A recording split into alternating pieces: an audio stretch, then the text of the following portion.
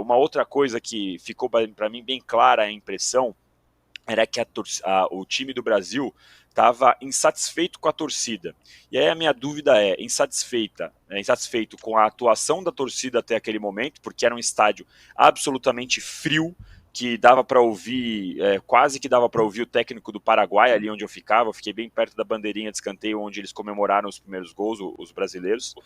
Então eu fiquei na dúvida se eles estavam chateados com o clima frio do estádio ou se ainda era uma rusga com o que o Danilo passou no último jogo, quando ele foi ali na beira da arquibancada e ficou falando, não tem ninguém de brincadeira aqui, porque nos 3 gols, algum jogador foi para cima da torcida, puxou a camisa assim, falou que é Brasil, fez assim, pôs a mão no ouvido. O Bruno Guimarães foi para cima da torcida, o Vini Júnior foi para cima da torcida, até o Savinho olhou uma hora, tipo, fez, e aí, vocês não vão gritar? Então eu fiquei claramente com essa impressão que os caras estavam incomodados. Eu fico nessa dúvida se é incomodado com a torcida muito quieta ontem ou se ainda tem esse resquício. E sobre o jogo em si, o estádio era um estádio muito bonito, estádio de futebol americano e tal, mas o ambiente não é um ambiente de futebol. Aí não sei se é pela característica de quem veio ao jogo, tinha muito mexicano, muita gente de outras nacionalidades da América do Sul com camisa, a gente via peruano, chileno, até gente da Guatemala torcendo, mas era um jogo muito que tinha gente mais preocupado com a ola do que com o jogo em si, enfim, um clima que não me agradou muito no estádio, não. Mas peraí, Danilo, só um minutinho. Ainda bem que tinha gente da Guatemala, de não sei de quê. Não é Copa América com a presença do pessoal lá da. Não é não? Eu acho. Não, sim, eu digo mais pelo ambiente, que não foi um ambiente. Você não via, praticamente não deu para ouvir ninguém puxando grito de torcida, não tinha aquela atmosfera, parecia que tinha gente ali meio que num passeio, sabe, Trajano? Nenhum problema por ter gente da Copa América, da América do Sul inteira, América do Norte, Central, esse não era o problema. Para mim era mais essa questão de ser um ambiente meio xoxo, meio parado. Você via que o pessoal estava ali quase que num passeio, não era aquele ambiente que a gente espera de torcida, entendeu? Não teve aquela cantoria, sou brasileiro, com muito orgulho. Teve, torcida brasileira. Não teve. Ai, Talvez porque a torcida organizada do Brasil não pôde entrar com instrumentos, né, pela segunda vez. Eu não sei se tem alguma questão disso, mas o estádio estava muito, muito, muito frio. Muito bem. Mauro, algumas questões. Por que o Vini Júnior foi melhor dessa vez? Jogou mais? Jogou diferente? E muita gente falando que ele estava provocando e não sei o quê. Mas enfim, ele foi o nome do jogo. Fez 2 gols, falou no final, que jogou no nível dele. Dorival super elogiou o Vini Júnior. Primeiro porque acho que ontem foi um jogo em que ele teve espaço, né? O Paraguai tentou enfrentar o Brasil, né? O Paraguai até era mais perigoso que o Brasil até o momento do primeiro gol. Né? O Alisson tinha feito uma defesa difícil na bola que resvalou no Danilo, né? No chute do Bobadilha, inclusive, né? De São Paulo. E o Paraguai estava mais perigoso até do que o Brasil. O jogo era franco, havia um equilíbrio em posse de bola, em finalizações. O time paraguaio foi para cima porque precisava do resultado, mas não tem qualidade para enfrentar o Brasil de peito aberto, né? Eu acho que aí que se comprometeu, cedeu muitos espaços. E aí, com espaço, evidentemente, ele consegue sair melhor. É completamente diferente do cenário do jogo anterior. O Alfaro montou uma Costa Rica que marcou lá atrás, se defendeu, aquele campo estreito, negou espaços, abriu mão completamente do direito de atacar, não atacou o Brasil, não finalizou. O Paraguai foi ao contrário. Então era um jogo completamente diferente, totalmente diferente. Não dá para comparar nada ao jogo passado com esse jogo. São cenários distintos e aí, evidentemente, ficou mais viável para ele e para outros desenvolverem seu jogo. E acho que ele até passou um pouco do ponto, mas em alguns momentos, mas acho que ele ontem fez o jogo que era preciso. Diante dessa cobrança de que ele tem que ser protagonista. Então ele foi. Quer que faça mais o quê? O jogo é com o Paraguai, né? Copa do Mundo. O Vinícius foi, em vários momentos, o melhor atacante brasileiro e o Tite sempre o tirava. E não havia como ser protagonista no time do Tite, que era feito para o Neymar brilhar, para o Neymar imperar. Era tudo feito em função do Neymar. Uma subserviência dentro e fora de campo. Técnico, tática, comportamental, tudo. Era tudo para o Neymar. Era a primadona da seleção do Tite, que se curvava a ele, até a ponto daquela vez que ele teve uma lesão, o pai dele entrou no vestiário, ele falou que qualquer pai faria isso, não sei o quê. Lembra disso? Negócio patético. Né? O rapaz sofreu uma lesão, mas não estava morrendo. Não teve um ataque cardíaco dentro do campo, não foi nada tão desesperador. Uma contusão, acontece. né? Mas era o Neymar, o pai do Neymar, a família Neymar, seleção do Neymar. Negócio constrangedor. Uma das razões do fracasso do Tite em 2 Copas foi essa subserviência ao seu principal jogador. E um técnico pode ser subserviente a um jogador, e uma seleção brasileira não pode jogar em função de alguém que não é o Pelé. Entendeu? Então, menos, né? Agora, sem o Neymar, ontem, uma situação mais favorável, acho que ele tomou mais iniciativa. Primeira bola do jogo, ele já foi para cima, né? E foi o cara mais importante do jogo. Independentemente do nível do time do Paraguai, o Brasil precisava vencer. E vencer bem. E venceu bem. O que a gente quer mais, né? Um empate patético com a Costa Rica. Vai lá e faz 4-1 no Paraguai, perdendo ainda um pênalti, venceu com autoridade, né? O adversário que tem bons jogadores até, tem uma geração que o Bombadilha de São Paulo é um bom jogador, o Vila Sante do Grêmio é bom jogador, né? E 2 meio-campistas que jogam na Premier League, né? E o caso do Arnaldo, né, que tem lá o nosso Almiron, né? E o outro menino lá, o que joga no Brighton, que agora me deu até um branco, esqueci o nome dele, que é bom jogador também. O Brighton que é o time de muita troca de passe, toque de bola, tem um bom meio campo, mas jogou de uma maneira muito franca que não tinha estrutura para isso. E também 2 erros grosseiros em gols sofridos pelo time paraguaio. O Enciso, que joga no Brighton, lá do Deserve. Então foi um Paraguai que se expôs muito, e 2 gols foram erros realmente muito graves, né, cometidos pelos paraguaios. O Brasil venceu bem, ganhou tranquilidade, depende de uma vitória sobre a Colômbia, que é um jogo mais difícil, mas não é um resultado impossível, para ser o primeiro da chave. E se não for o primeiro, aí pega o Uruguai. Se pegar o Uruguai, tomara que jogue muito bem contra o Uruguai, vamos torcer muito pelo Brasil. Vou torcer como nunca pelo Brasil, jogar Brasil-Uruguai, você não imagina. Vou torcer loucamente pelo Brasil. Se jogar Brasil-Uruguai, eu sou capaz até de gritar Brasil, Brasil, como essa torcida mequetrefe que vai jogo do Brasil não grita. Eu estava vendo outro dia, até coloquei no meu Twitter, o gol do Bebeto naquela chinelada, aquele voleio contra a Argentina em 89. Eu trabalhei nesse jogo, na época eu trabalhava no Jornal dos Esportes, Copa América, as finais do Rio de Janeiro, eram rodadas duplas, né? Aí naquela noite jogou Paraguai com Uruguai e Brasil com a Argentina. O Brasil venceu 2-0 e o Bebeto fez aquele gol que até hoje é lembrado. Virou marca registrada do Bebeto. Você vê aquele gol, cara, em 89, cara, o Maracanã era torcida de futebol. As torcidas dos timezinhos. Tinha Geraldinho pulando na hora do gol, como se fosse um gol do Botafogo, Flamengo, Vasco ou Fluminense. Sabe? Era a atmosfera de estádio. A torcida pressionava, torcia mesmo pela seleção brasileira, como a gente vê em outras torcidas. A torcida do Brasil é essa coisa que a gente viu ontem lá. Na Copa do Mundo era ridículo, aquele movimento verde e amarelo. Que coisa patética.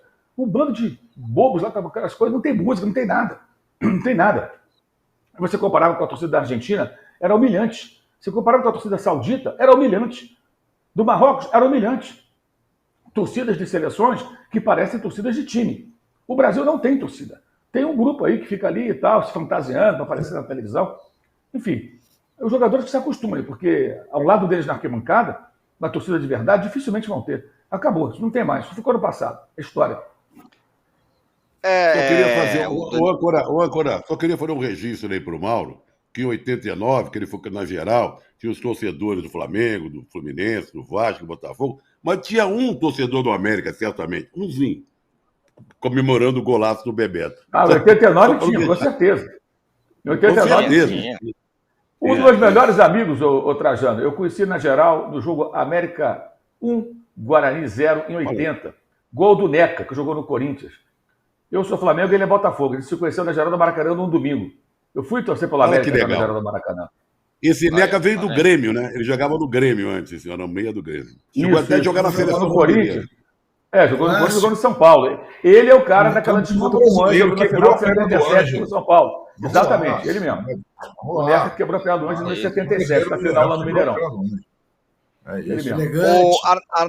Arnaldo, suas impressões sobre essa segunda apresentação da seleção, até esse ponto do Mauro é interessante, e o Danilo falou também da frieza da torcida, e os jogadores tentando alguma coisa lá, reclamando e tal, e mais Vini Júnior, e fala da sua enquete aí também, que eu apanhei de graça aqui. Não, a enquete, o Hendrick, a dúvida para a seleção brasileira antes do começo da Copa América era Rafinha ou Hendrick, certo? Então, nos amistosos, o trio do Real Madrid, ou por que o Rafinha? E aí o Dorival decide colocar o Savinho e não o Hendrick, né? Na mesma função do Rafinha. Trocou o Rafinha pelo Savinho e o Arana pelo Wendel. E o Hendrick ficou com uma opção de banco. Eu acho que vai ser assim até quando durar a participação brasileira na Copa América. E acho que, mais do que essas duas mudanças, a modificação do posicionamento de alguns jogadores fizeram com que a seleção melhorasse, sobretudo a do Vinícius, saindo um pouco da posição engessada da ponta esquerda, como os companheiros disseram aqui. E também mudança naquele triângulo de meio de campo. Permaneceram lá Bruno Guimarães, João Gomes e Paquetá, mas mais móveis, menos também fixos, e também aí complementando o que o Mauro falou, por conta do adversário, ser um adversário que se defende pior que a seleção da Costa Rica. Tá lá o Balbuena e mais um zagueiro, o Gustavo Gomes não tá, eles não fizeram, os paraguaios, a linha de 3 ou linha de 5 que a Costa Rica fez, e o jogo ficou fácil, mas ficou fácil a partir do 1-0 do golaço do Vinícius Júnior. Até então, não estava fácil.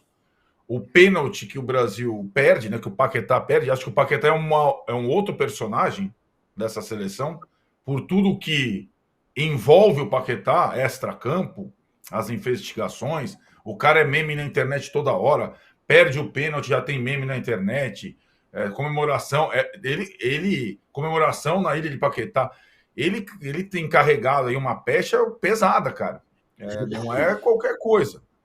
Se você percebe que para a seleção, ou para o grupo da seleção, para Dorival, para os outros caras, ele é bem importante. Talvez seja o jogador com mais lastro dessa seleção. E está com toda essa dúvida pairando sobre o seu futuro, né? E a sua idoneidade, mais do que isso, né? Então, esse é outro personagem importante que perdeu o pênalti, bateu fora, e depois, no segundo pênalti, aliás, a arbitragem bem camarada com a seleção brasileira, os jogadores dão a bola para ele bater o segundo, para ele se reabilitar, e ele faz o gol de pênalti na segunda oportunidade. E aí eu acho que gostei da ponderação do Juca sobre o Vini, entendi os argumentos do Mauro. Que tá, né? Eu acho que o brasileiro tem essa relação com a seleção, com o futebol, mais recente do que histórica, mais recente, não da época do Dudu, do Ademir, da turma dos anos 70, dos anos 80, depois, mas de ter que a seleção ter um jogador para desequilibrar jogos, ganhar jogos sozinho. Eu acho isso meio bizarro, mas eu entendo que isso atinge o Vinícius Júnior nesse momento, porque ele é o principal jogador brasileiro há algum tempo. E eu acho que ele não é esse jogador e nunca vai ser jogador. E tomara que ele não entre nessa pilha. E ontem eu achei que ele jogou bem demais. O primeiro gol é a essência dele. Acho, o primeiro gol foi um gol coletivo, mas com ele rasgando na diagonal. Acho demais isso. Essa jogada, quando ele vem em diagonal, é espetacular. Muito mais que a carretilha e a lambreta. E ele faz o gol. Eu espero que ele não coloque na cabeça dele a necessidade de assinar todas as jogadas, como acontecia na era Neymar. E essa é a minha preocupação. O Juca tocou um pouco na minha preocupação, que o Neymar tá ali, né? Tá rondando, tá lá na arquibancada, tá no telão. E a Neymar dependência em campo, ela não existe mais. Mas existe ainda a questão da referência ao Neymar para qualquer coisa. O Vinícius Júnior, com toda a parcimônia que tem nessa minha fala aqui, ele tem que se inspirar como jogador mais no Mbappé do que no Neymar. Essa é a minha. O Mbappé é um jogador espetacular, sem precisar assinar todas as jogadas, sem precisar dar carretilha para trás, sem precisar brigar com o adversário, sem precisar criar hostilidade no campo. E acho que o Vinícius Júnior não precisa e não deve se distanciar com a maior força possível do modelo Neymar. É só isso que eu solicitaria a ele. No Real Madrid, automaticamente isso não acontece, porque o Real Madrid Arnaldo, tem outras... Fala, Marcelo. Arnaldo, me permite o seguinte. Então, eu concordo com o que você está falando. Eu só acho que você devia trocar a referência pela reverência, que talvez a presença do Neymar atrapalhe. Ele joga tentando agradar ao Neymar. Você entendeu? Na hora que ele dá uma carretilha, ele não está fazendo isso para impressionar a torcida brasileira, o público presente. É para mostrar ao Neymar que ele é capaz de fazer coisas que o Neymar faz. É uma reverência. Então, nesse sentido, eu acho que a presença do Neymar com o seu brinquinho atrapalha. Ótimo ponto, porque eu acho que tem um pouco disso, sim, em relação aos jogadores da seleção brasileira, em relação ao principal jogador da seleção brasileira, né? Eu não vejo ele jogando dessa forma no Real Madrid mesmo. E assim, ele fez de tudo no jogo. Ele fez a jogada do Real Madrid, o gol do 1-0, que é o gol mais importante numa partida de futebol. Ele foi o Vinícius do Real Madrid, ele rasgou a defesa na diagonal, na enfiada, na triangulação com o Paquetá e com o Bruno Guimarães, e fez um golaço. Mas essa é uma observação, a gente tem que ficar atento, porque está começando essa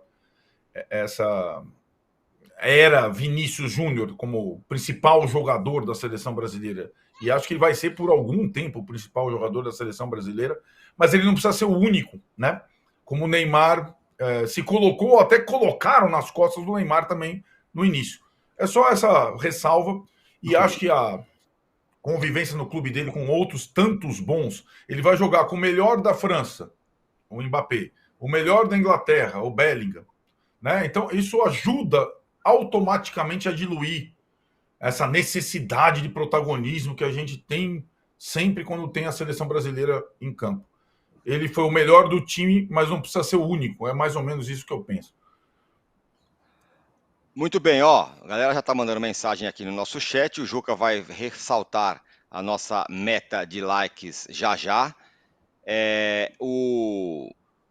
O Saulo Luz fala, quem teve a ideia dessa enquete? Bem ruim, Tirone. Eu não quero dar nomes aqui. Olha aí. Para você votar. O Rômulo Galo fala, o Hendrick aposta errada. 2026 será Estevão, diz ele. E o Rafael Gomes diz que só um relato de quem mora nos Estados Unidos. É uma palhaçada onde certos jogos da Copa América estão sendo mandados, como Las Vegas e Kansas City. Enquanto cidades como Boston, com a segunda maior população do Brasil nos Estados Unidos, não tem jogo da seleção. Pois é. A Costa Leste América... tem muito brasileiro. E não tem muito brasileiro. É uma questão que eu conversei com alguns americanos aqui. Aliás, eu fiquei impressionadíssimo com a popularidade do posse de bola nos Estados Unidos, porque ontem no estádio muita gente mandou recado pro posse. Eu fiquei realmente impressionado. É mesmo? E é verdade. É por causa das enquetes. É por causa das enquetes. Com certeza, é no fascínio. Para você ter uma ideia, Tirone, o cara que estava sentado na minha frente, ele falou, você tá cornetando muito o Abel Ferreira, viu? Toma cuidado, para você ter uma ideia de como que estava a questão. E eu conversando com os americanos, brasileiros que moram por aqui, vários deles reclamaram dessa questão, porque na Costa Leste tem muito mais brasileiro do que na Costa Oeste. Mas aí eu não sei se foi a própria seleção ou se foi a Conmebol. O Brasil se concentrou em Los Angeles, né, que é do outro lado do país, e joga tudo por aqui, né? Jogou em Los Angeles, jogou em Las Vegas, que é onde eu estou agora, e depois vai jogar em São Francisco. Sendo que lá do outro lado do país, Miami, Nova York, Boston, é onde realmente tem muito mais brasileiro. Então eu também fiquei meio assim, não entendi muito bem a escolha da sede, não sei se foi pela Conmebol ou pela CBF. Você segue para São Francisco? Não, volto para o Brasil amanhã e volto para os Estados Unidos na semana da final. Que isso? Não, para de viajar, pelo amor, só de milhagem o cara vai para todo lugar. Um jogo de segunda-feira, eu acho. O Juca... Eu tenho que voltar, segunda-feira tem compromisso importante, né, Juca? E vou trazer o Gustavo Gomes na mala, tá, Juca? É verdade, o Mauro falou aí que tá pode torcendo trazer, como porque nunca. Não tá jogando nada daquilo que ele jogava, viu? Ele não é mais aquele Gustavo Gomes de tempos atrás. O Mauro falou que tá torcendo como nunca pro Brasil eliminar o Uruguai. Bom, já temos aí alguns caras que vão voltar. O Gustavo Gomes vai voltar, o Bobadilha do São Paulo vai voltar. Todo mundo comemorou que nem louco os gols do Brasil contra o Paraguai ontem. Qual que é a meta de likes mesmo, Lujuca? 4.000 likes. Eu estou muito preocupado com a ausência de Gustavo Gomes, Murilo, Rony e Aníbal Moreno, mas muito preocupado, porque realmente, embora o Corinthians vá jogar sem Rincon, sem Rivelino, sem Ronaldo Fenômeno e sem o Carlitos Teves. Vai ser um derby de desfalques. Qual?